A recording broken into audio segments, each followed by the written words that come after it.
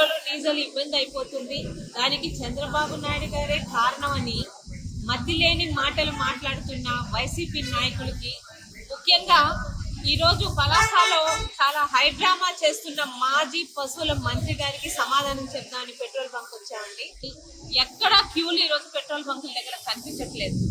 నిన్న కూడా కొన్ని పెట్రోల్ బంకుల దగ్గర క్యూలు కనిపించడానికి కారణం ఈ అప్పల్ రాజు లాంటి వైసీపీ నాయకులు లాంటి మతి లేని వాళ్ళు మాట్లాడే మాటలు విని కొంతమంది జనం నిజంగానే పెట్రోల్ నిల్వలు తగ్గిపోతాయేమని భయపడి నిన్న కాస్త హడావుడి అయ్యింది. కానీ వాళ్ళకి అర్థమైంది ఎక్కడ ఇటువంటి ఇబ్బంది లేదు. ముఖ్యంగా ఈరోజు ఒక పెట్రోల్ డీలర్గా, పెట్రోల్ బంక్ ఓనర్గా కూడా కొన్ని విషయాలు ప్రజలకు అర్థం అవ్వాలి.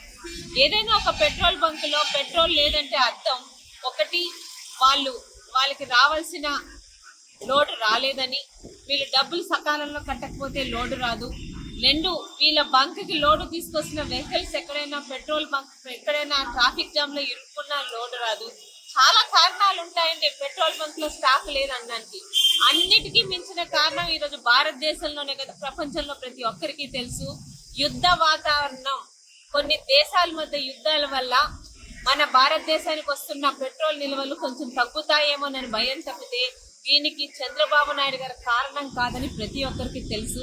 అయినా మతి లేని పార్టీ, గతి లేని నాయకులున్న వైఎస్ఆర్సీపీ పార్టీలో ఏది జరిగినా చంద్రబాబు నాయుడు గారి మీద మాట్లాడడం ఒక అలవాటు అయిపోయింది.